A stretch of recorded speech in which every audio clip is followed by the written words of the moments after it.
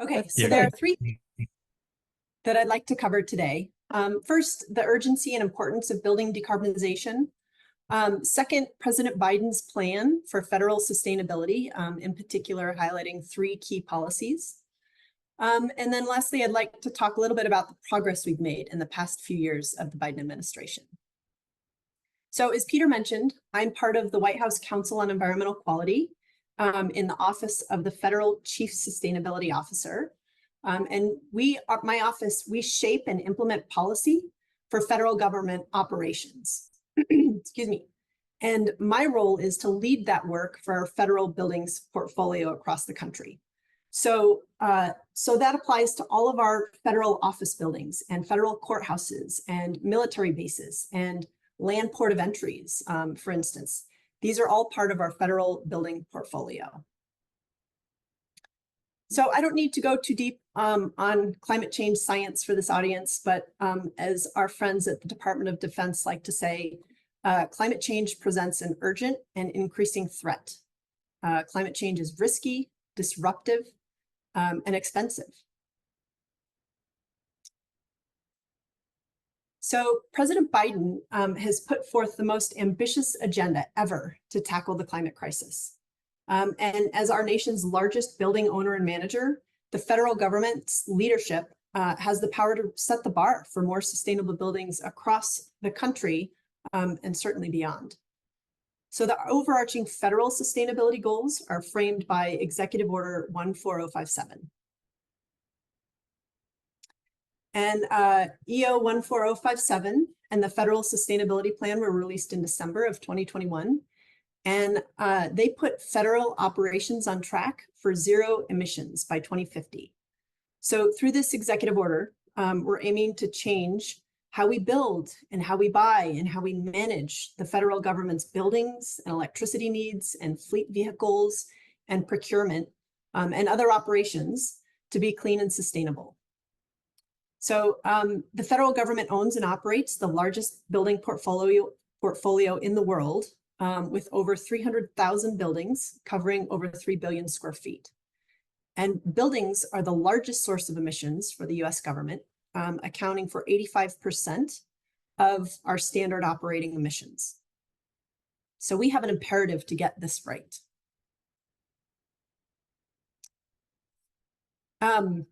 So the goal for our federal buildings is to achieve a net zero emissions building portfolio by 2045, including a 50% emissions reduction by 2032.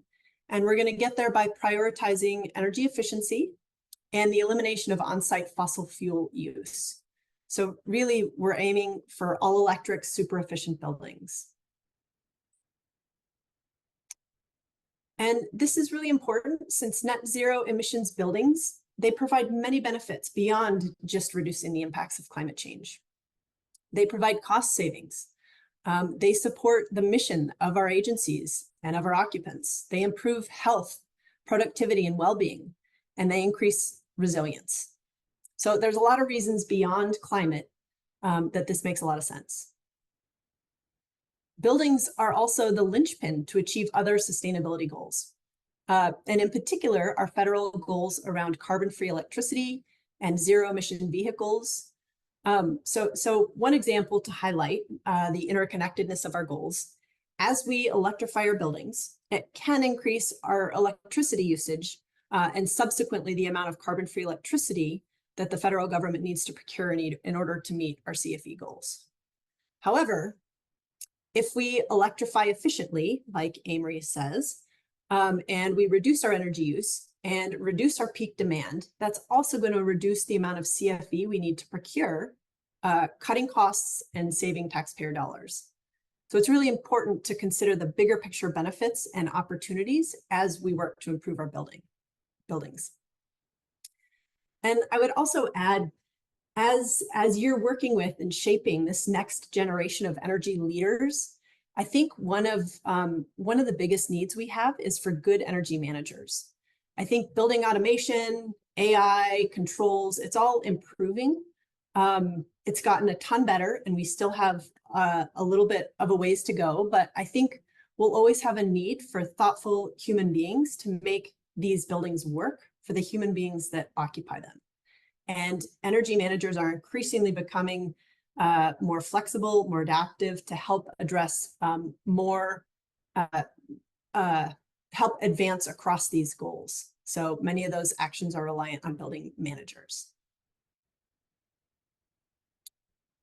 So the Federal Sustainability Plan provides a comprehensive framework.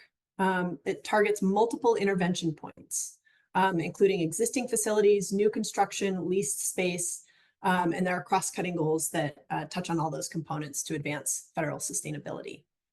So there's a lot here, but just to touch on a few pieces, all new construction of federal buildings are to be net zero emissions. So all electric, super efficient buildings. We're ensuring that when we build new, we're building better. And in addition to this goal, which focuses really on operational emissions, not embodied as part of this specific goal, but there are other components that address embodied carbon through Buy Clean efforts. The US government is one of the largest lessors in the US. So we lease 250 million square feet of lease space each year.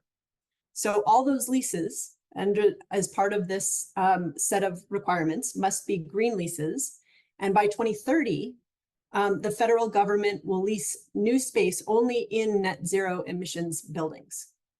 So this is not only leading by example in federally owned buildings through this plan, but we're also sending really powerful market signals to catalyze bigger change.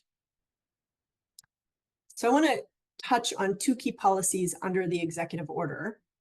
The first is the Federal Building Performance Standard. So in December of 2022, excuse me, I'm getting over a cold, so I sound funny to myself.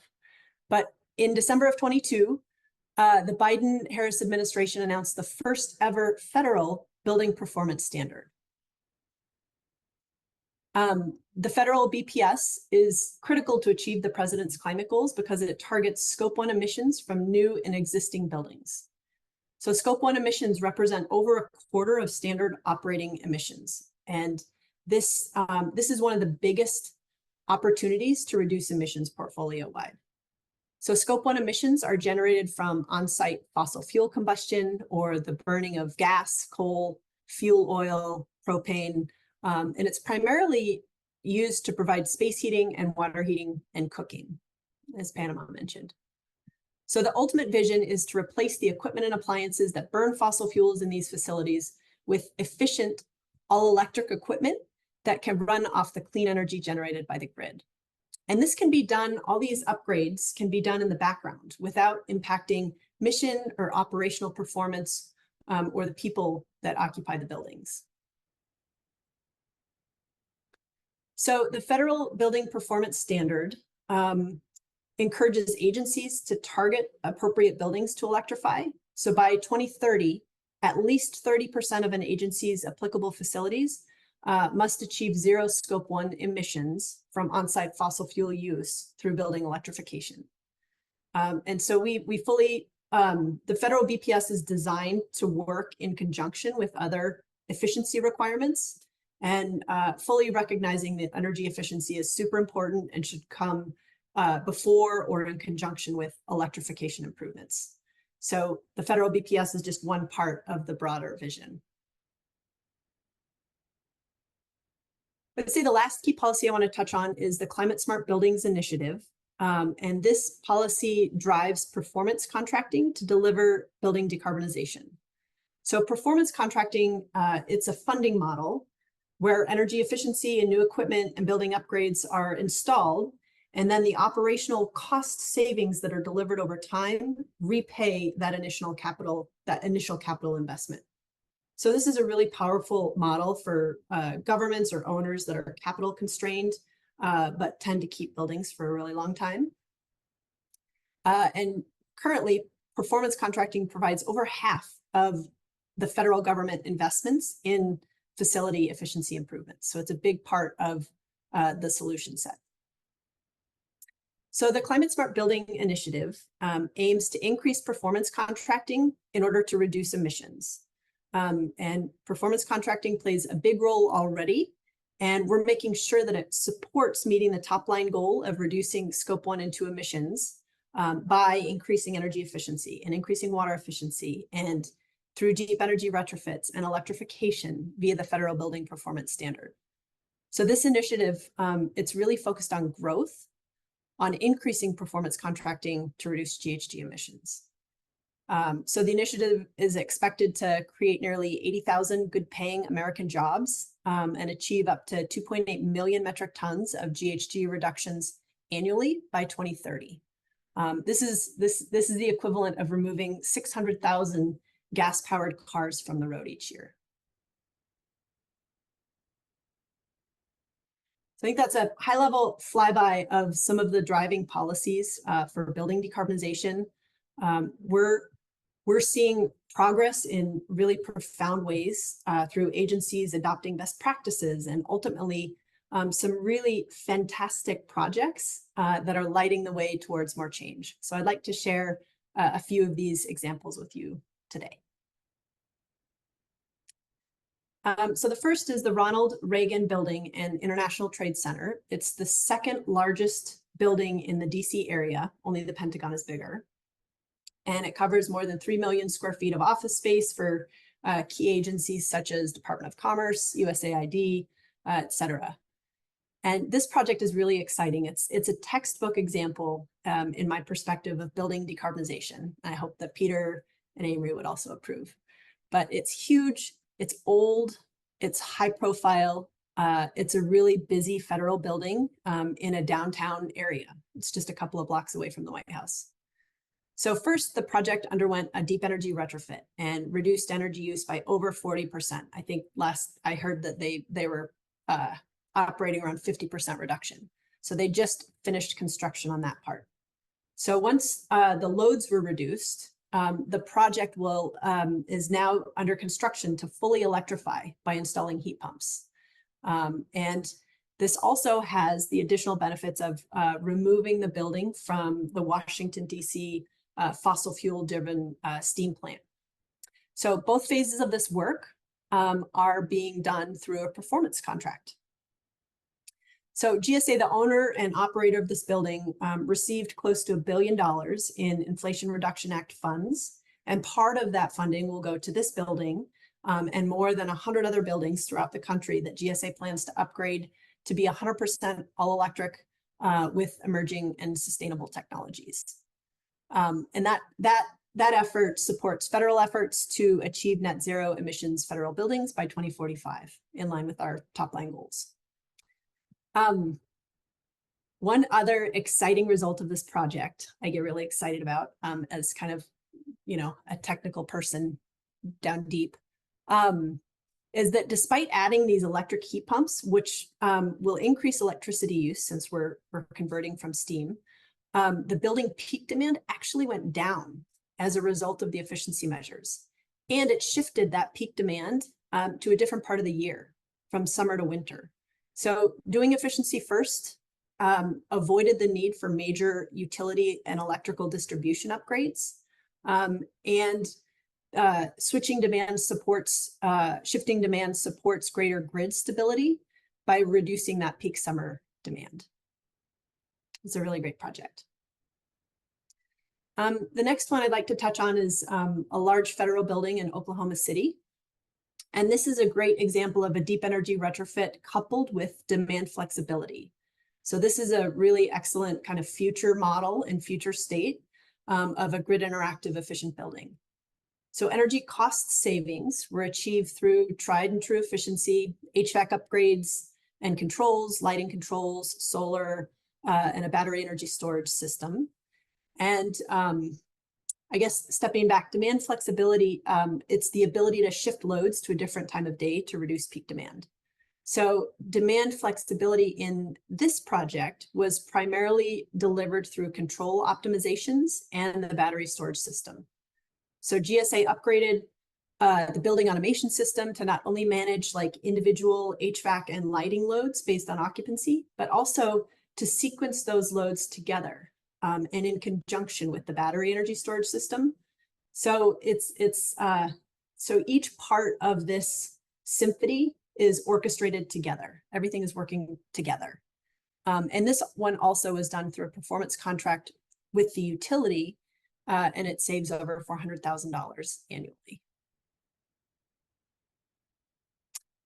The next project is the Pentagon. I'm sure you guys are familiar with this building. And they're undertaking some retrofits to reduce energy use for heating and cooling through recommissioning, heat pumps, and solar thermal. So they're piloting these technologies in part of this building, and the project addresses over 95% of space and water heating currently served by fossil fuels, aiming for a net zero energy footprint. So the Pentagon is the largest building in the region, and it's the second largest office building in the world. And if electrification can be done here with its size and security constraints, it can be done anywhere. So this upgrade was made possible in part through funds from the bipartisan infrastructure law, which was signed by President Biden in 2021, and it just received an AFFECT grant from DOE. These upgrades are increasing DoD resilience and providing uninterruptible power sources to ensure that the mission, operations, and energy resilience of the Pentagon continues. It's unimpeded. Moreover, efforts like this are vital to better defending DoD facilities against cyber and other threats critical to civilian energy infrastructure. So I'd say lastly, my last showcase, this is the Denver Federal Center Building 48. Maybe not the most exciting title, but it's a super exciting project right in my backyard in Denver, Colorado. So GSA is upgrading an existing vacant warehouse that's going to be converted into an efficient all-electric 150,000 square foot office building for the Department of Interior. And this building will be net zero emissions. It will be super efficient, all electric, has a super low EY, and it'll be operated 100% by renewable energy. And that will be in part supplied by a 200 kilowatt solar array on the roof. So they're modernizing this building, modernizing an existing facility rather than building new, which will also have embodied carbon benefits, reducing embodied carbon by 92%. It'll provide taxpayer savings of $6 million annually by consolidating 3 leased spaces for DOI into one workplace, in addition to the energy savings. So I think in closing, thank you for all the work that you're doing as leaders, and thank you for the work you're doing to inspire our future of leaders. I'm incredibly hopeful for this future. Thank you. Thank you, Cara. That is fantastic. The Ronald Reagan building, being able to go in and retrofit a building for 40 or 50% energy reduction is just, it's so compelling. And I don't think people know that that kind of thing is possible. Can you maybe just talk a little bit about some of the other projects on this deep energy retrofit track and what you've seen? I think we're seeing a great response, to advance deep energy retrofits. And really, it comes down to putting the right pieces in place and identifying the right projects. So a lot of, I would say, it's as DoD likes to say, it's an opportunity-rich environment, target-rich environment. The federal building, the average age is over 50 years old. And so there's a lot of opportunity to operate our buildings much more efficiently. So agencies are doing a lot of work and planning to make sure that we're prioritizing the right buildings that have high EUIs and have critical needs and are on the path for upgrades for other reasons to support mission, and really making sure that we're targeting the right buildings.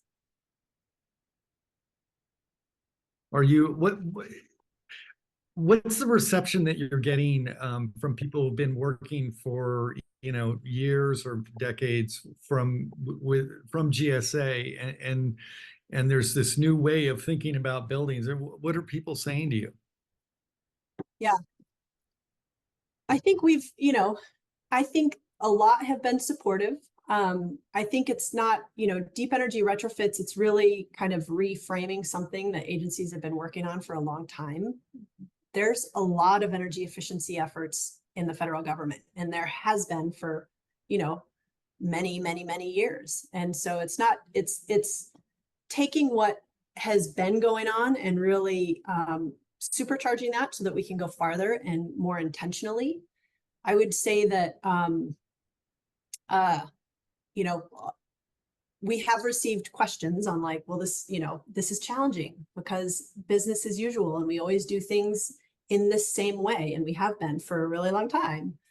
So entrenched processes are challenging. I think funding is another challenge that we come up against. And I think by using performance contracting, we can support overcoming some of those capital hurdles, so we don't have to rely on appropriations to fund all of these projects, and we can actually go farther and do better work by leveraging private sector funding. We do have a question.